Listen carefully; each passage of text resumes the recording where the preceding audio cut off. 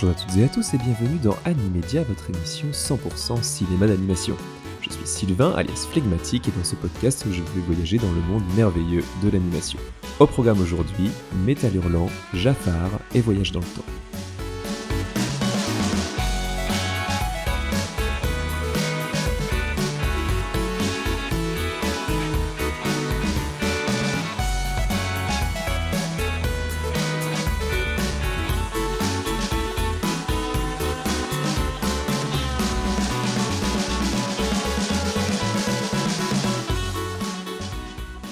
Salut la famille! J'espère que vous allez bien, que votre début de mois de mai se passe bien, que vous avez eu la chance de partir pour un pont, voire peut-être deux. Pour moi, je vous cache pas que ça a été assez intense depuis le lancement de ce podcast, avec 2 semaines bien chargées pour mettre tout ça sur pied, et a priori ça devrait pas se calmer d'ici tôt. D'ailleurs, je profite de cette intro pour vous faire une première annonce tout de suite. Je serai au festival du film d'animation d'Annecy début juin. Alors, je ne pourrai pas être là sur toute la semaine du festival, mais si j'arrive à me débrouiller comme prévu, je devrais y être du 9 au 12 juin. Donc si jamais vous avez prévu vous aussi de venir faire un tour sur place, n'hésitez pas à vous manifester dans les commentaires ou sur mes réseaux sociaux, sur Blue Sky ou Instagram, et on pourra aller se partager une petite séance, boire un verre, pourquoi pas, à côté du lac. Je vous cache pas que ce sera la première fois que j'irai là-bas pour ce festival, donc ça va être quelques jours plein de découvertes et j'espère de belles rencontres. Et bien sûr, l'idée c'est de vous fournir des épisodes pour l'été d'Animedia à venir. D'ailleurs, j'ai pas mal de contenu et d'envie sur le feu, des collaborations à venir, des épisodes partagés avec mes copains du Grand Podcast notamment. Donc bien sûr, rendez-vous sur les réseaux sociaux pour être au courant de tout ce qu'il y a à venir. D'ailleurs, le podcast est disponible absolument partout, même sur YouTube. C'était le dernier endroit où il ne l'était pas encore. Donc eh bien, allez faire un tour sur Spotify, Apple Podcast, la plateforme de votre choix. Et bien sûr, abonnez-vous, commentez, partagez autour de vous. Le bouche à oreille, c'est encore bien la meilleure façon de faire connaître Animedia tout autour de vous, de réussir à faire en sorte que le podcast s'extirpe de la masse et sorte dans les classements. Voilà pour l'intro, on va maintenant pouvoir attaquer cet épisode avec une découverte toute récente, un classique de l'animation française du début des années 80, Les Maîtres du Temps de René Laloux. Comme vous le savez, si vous avez écouté les premiers épisodes, si ce n'est pas le cas, eh bien je vous invite à aller y jeter une oreille. On va commencer par une mise en contexte du film, ensuite viendra la partie critique à proprement parler, je répondrai dans la foulée à la question « Mais pour qui ?» s'adresse ce film, et on terminera avec la fameuse note pour resituer le film dans la grande liste du cinéma d'animation. Montez dans le vaisseau, on est parti pour une longue exploration d'une période faste de science-fiction à la française. Les frelons nous ont attaqués par surprise. Ça a été horrible. Annie est morte. J'essaie d'atteindre la zone des Dolongs. Jafar, j'ai percuté. Je suis coincé. Je vais envoyer Piel vers les Dolongs. Avec un micro. Porte-lui secours, je t'en supplie. Qu'est-ce que c'est ? C'est un jouet. Une machine qui parle.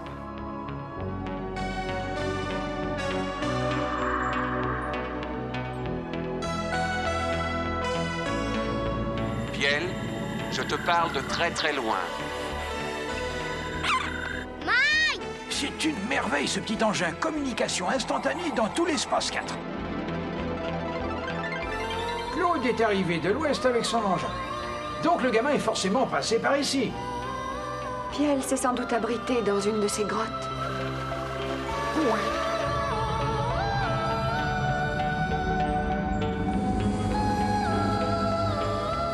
C'est les frelons de Perdite qui m'ont fait ça dans le temps. Ils adorent sucer le cerveau humain. Ils le dégustent comme un œuf à la coque. Est-ce que tu m'entends? Le micro reste silencieux, c'est inquiétant. Il a dû arriver quelque chose sur Perdite.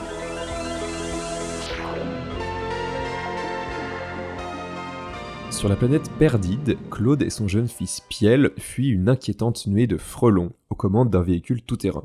Leur course se termine par un accident. Claude, grièvement blessé, envoie un message à son ami Jafar pour lui demander de venir sauver son fils seul au milieu de cet environnement hostile.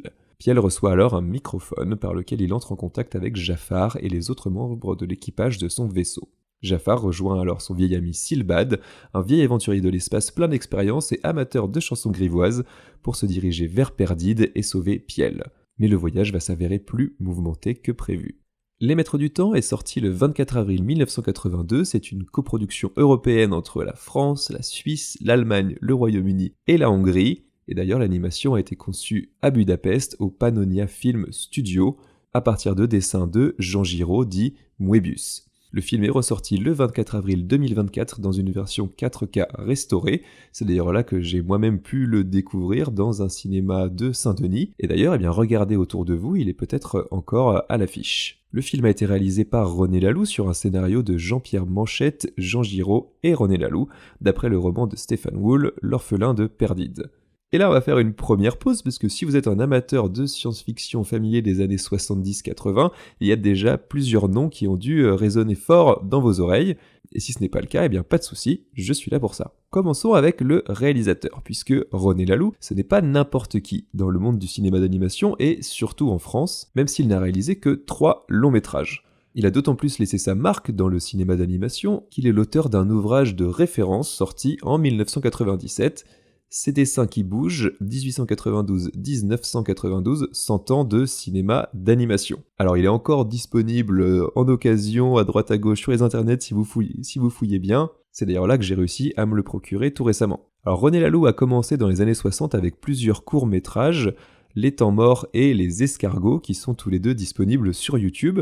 Je vous invite à aller voir ça, les deux durent environ une dizaine de minutes. Alors c'est un petit peu compliqué à regarder aujourd'hui avec l'œil d'aujourd'hui, puisque évidemment l'animation a énormément évolué. Par contre, c'est des vrais morceaux d'histoire du cinéma d'animation français, d'autant plus qu'ils ont été réalisés en collaboration avec Roland Topor, qui lui aussi est un nom assez reconnu. C'est un auteur-dessinateur devenu une figure iconique de la contre-culture artistique des années 60-70, adepte d'humour noir, et c'est d'ailleurs ce qu'on retrouve dans les 2 premiers courts-métrages de René Laloux.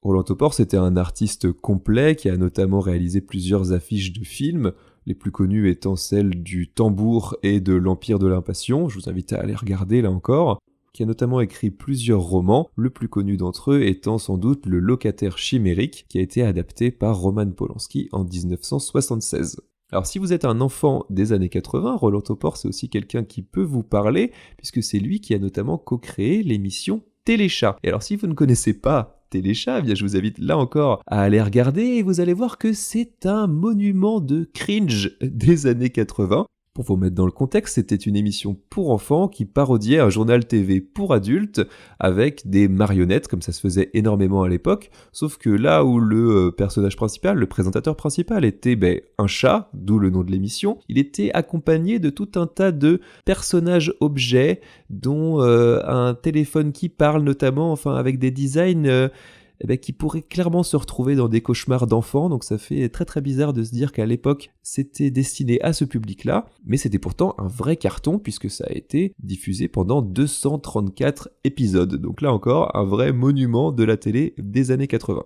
Outre les 2 premiers courts-métrages, Roland Topor et René Laloux ont ensuite collaboré ensemble sur le premier long-métrage de René Laloux, La Planète Sauvage, sorti en 1973, là aussi tiré d'un roman de science-fiction de Stéphane Wool, Homme en série. Le film a été là encore produit à l'étranger, cette fois en Tchécoslovaquie pour des raisons de budget, mais aussi parce que le pays était connu à l'époque pour un savoir-faire en matière de cinéma d'animation. Je ne vais pas m'étendre sur La Planète Sauvage, qui fera l'objet d'un épisode à part un petit peu plus tard, mais ce que je peux vous dire, c'est que le succès critique a été immédiat. Le film est présenté au Festival de Cannes et il reçoit le prix spécial du jury en 1973, ce qui n'est quand même pas un mince exploit pour un film qui cumule les 2 tares, entre guillemets, d'être à la fois un film de science-fiction et en plus un film d'animation, qui sont pas forcément les 2 types de cinéma les plus prisés dans ce genre de festival.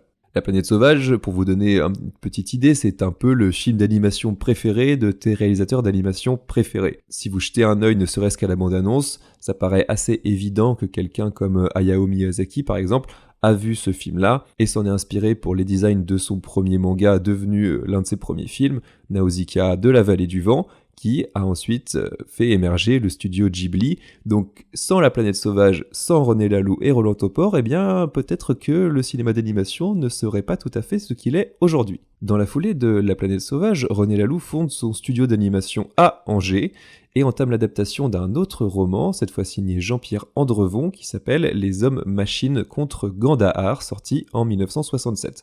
Alors le projet n'ira pas plus loin qu'un pilote de quelques minutes, mais fera émerger des années plus tard le film Gandahar, sorti en 1987, mais ça aussi, on en reparlera dans un futur épisode.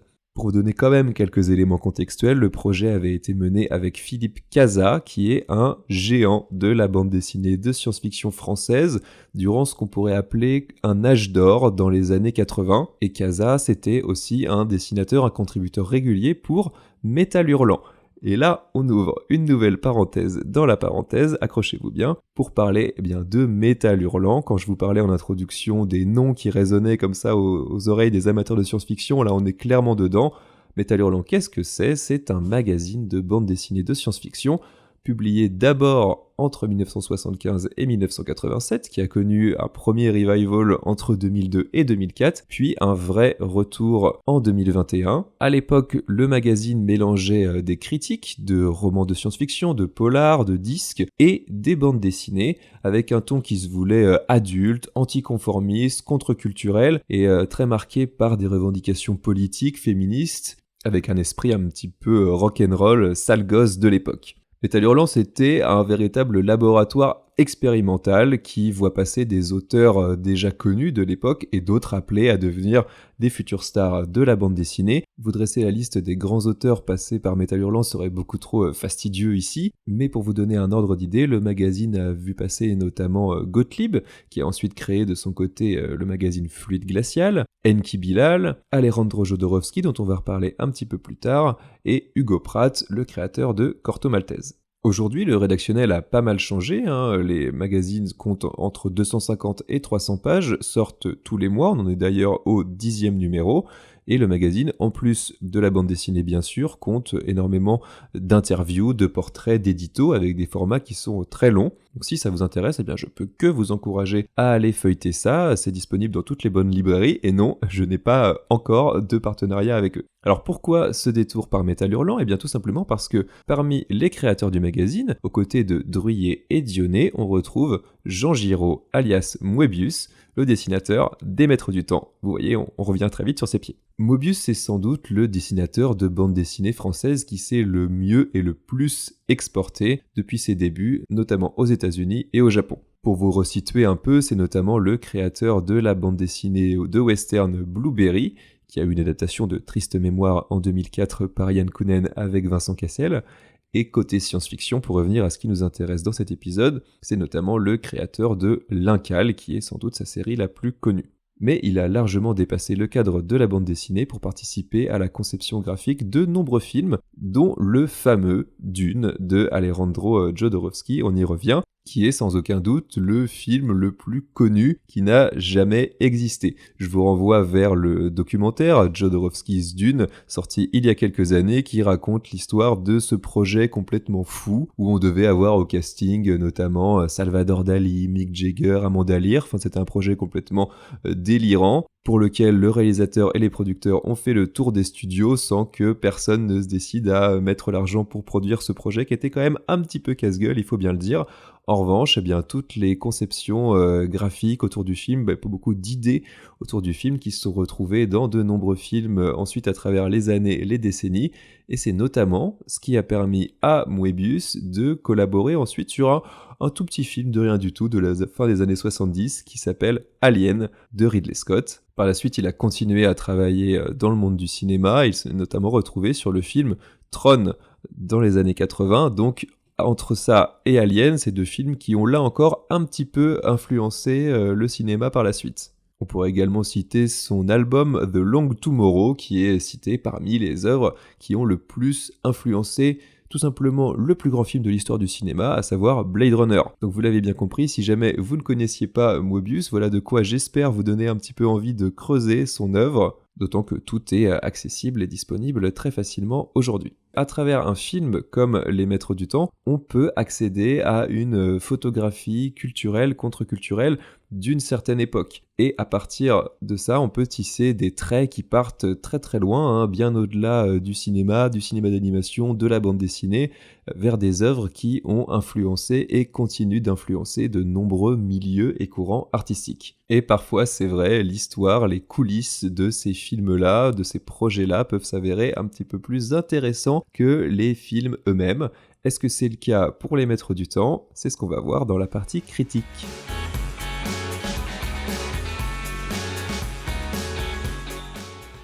Petit préambule à cette partie critique, l'idée globalement dans cet épisode mais aussi dans les prochains, ce sera d'essayer de spoiler le moins possible, et le cas échéant, ne vous inquiétez pas, je vous préviendrai. La première chose qu'on peut dire sur Les Maîtres du Temps, c'est que c'est un film bien ancré dans son époque, le début des années 80, avec un doublage et un rythme qui correspondent justement à cette époque-là.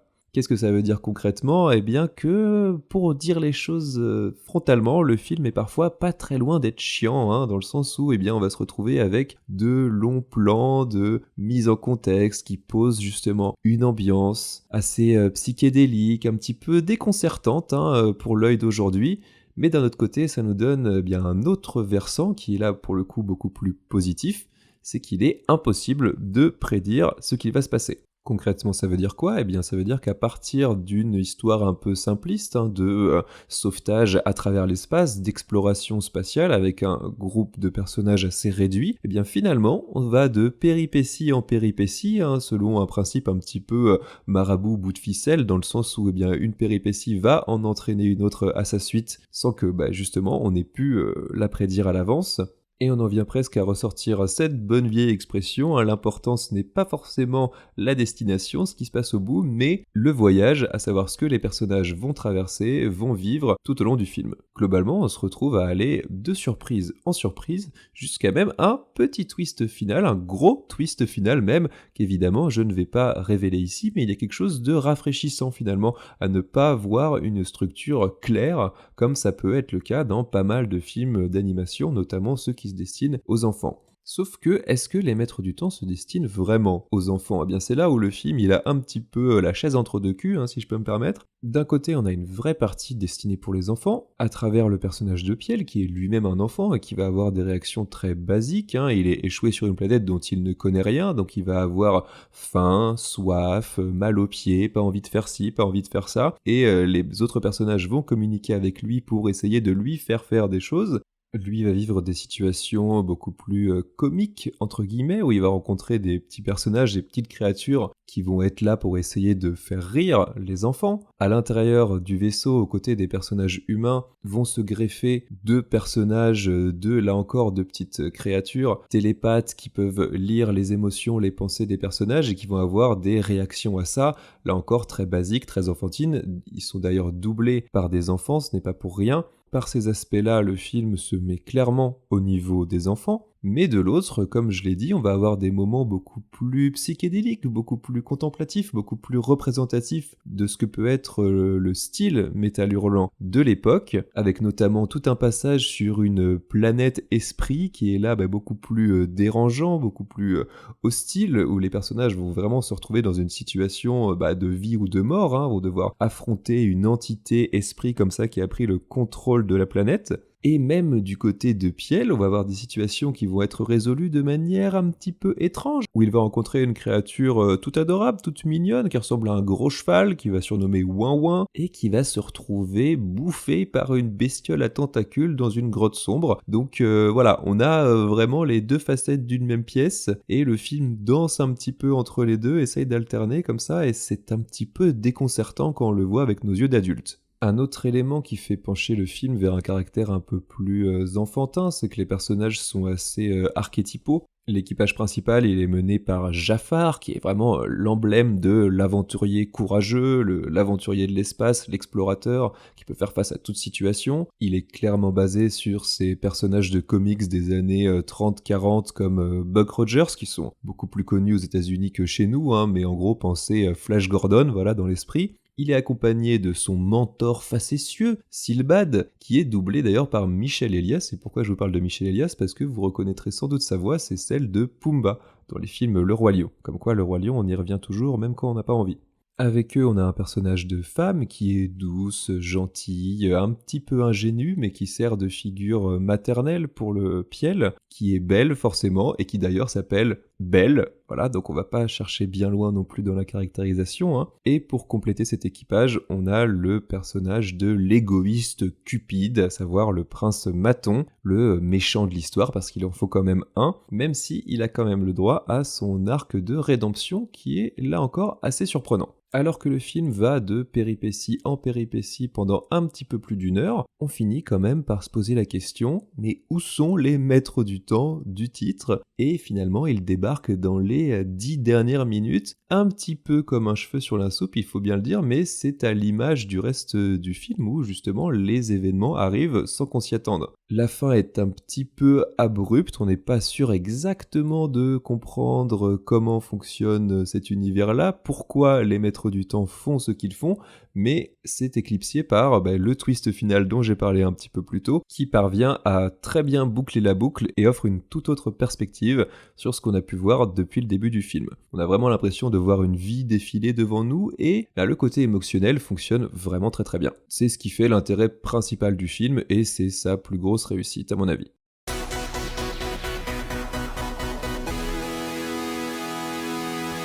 Une fois arrivé là, comment répondre à la question rituelle de ce podcast ? Mais c'est pour qui les maîtres du temps de René Laloux ? Je vous l'ai dit, le film il est un petit peu entre deux eaux, donc je vais discerner deux catégories bien distinctes. D'un côté, je ne peux que le conseiller à tous les amoureux de science-fiction vintage qui sont nostalgiques de cet âge d'or des années 70-80 de la SF à la française. Si vous avez lu du Moebius, si vous avez une idée de ce que ça peut représenter, eh bien le voir bouger devant vous au cinéma ou devant votre télé, c'est quand même assez fou et rien que pour ça, ça mérite vraiment le coup d'œil. De l'autre côté, eh bien, je le conseille forcément à une catégorie un petit peu plus jeune, je dirais les jeunes ados, entre 10 et 12 ans, accompagnés, je pense que c'est un film qui se vit un petit peu mieux en famille, avec des parents peut-être un peu plus éveillés à ce qu'est la science-fiction de cette époque-là. D'ailleurs, je pense que le film, en ce sens, peut servir de porte d'entrée vers une partie de cette science-fiction-là, en choisissant bien sûr les lectures les plus appropriées, puisque tout Metal Hurlant n'est évidemment pas à mettre entre les mains de tous les enfants. Nous en arrivons au moment tant attendu de la note, et je vais attribuer au maître du temps de René Laloux 3,5 étoiles sur 5. Pourquoi ? Parce que malgré les critiques que j'ai pu émettre un petit peu plus tôt, je ne peux pas complètement faire abstraction de tout le contexte de production autour du film, de sa place dans l'histoire du cinéma d'animation à la française et des artistes qui ont travaillé sur le projet. Pour le resituer dans la grande liste du cinéma d'animation que je vous invite évidemment à aller consulter sur le compte Letterboxd de Animedia, ça situe Les Maîtres du Temps au même niveau que Skydome 2123 dont je vous parlais dans l'épisode précédent, allez l'écouter bien sûr si ce n'est pas encore fait, mais aussi au même niveau que Anastasia notamment. Il se retrouve derrière des films comme Your Name ou Coco, mais devant Fourmise ou Tarzan. Je l'ai déjà dit dans l'épisode précédent, mais je vais le répéter, pour moi 3,5 sur 5, ce n'est pas du tout une mauvaise note, et je dirais que c'est quand même compliqué de lui donner un peu plus, d'autant que le film a quand même pas mal vieilli, surtout au niveau du rythme. Il ne dure qu'1h20, mais il fallait pas plus. En conclusion, je pense que j'aurais aimé en fait le découvrir plus jeune pour pouvoir le redécouvrir aujourd'hui avec mon bagage de science-fiction française, de tout ce que je sais autour de cette époque-là.